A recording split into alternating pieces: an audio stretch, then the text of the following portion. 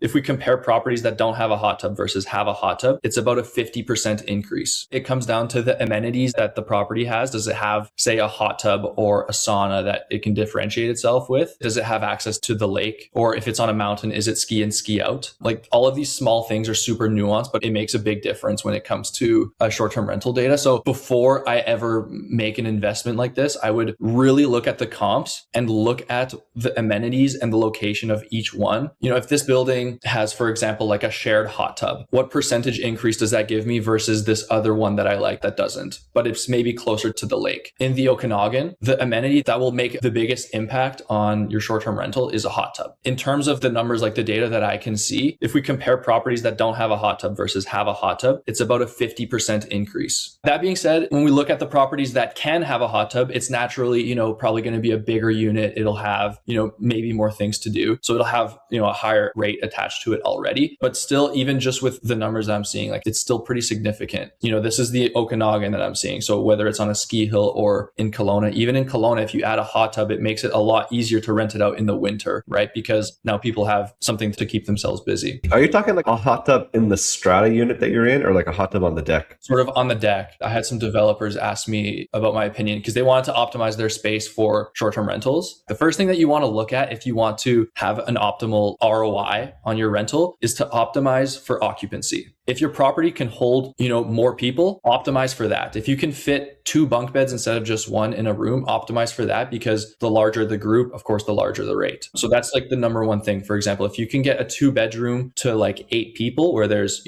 4 in one room, 2 on a queen bed or a king bed, and then a pull-out couch, if the square footage permits that and, it's not crammed or anything, I always, recommend that, number one. Number 2 is the amenities that you have. And so this developer was asking me about, what they should do for amenities. And I told them, first of all, optimize for occupancy. And then I said, if you can't put a hot tub on each deck, because they were thinking of doing that, at least have one shared that they have like on the rooftop. That way you can still advertise it in the listing, right? So people are seeing it and it's still catching eyeballs. It might not have as much of a percentage increase on the revenue because it's shared, but it's still huge in terms of like the impact it can have on the performance. I find even like us as a family or going to book overseas somewhere, like you look for those amenities, even if you like when you get there, sometimes you don't even use them like that frequently, right? It's not like you're just like wasting money to be like, oh, we're going to get a hot tub. But if there's 2 listings and one's $20 more a night and it has like access to a hot tub, you're just going to go that direction. And like you might not even use it because, your calendar books up with other things you're doing traveling. Exactly.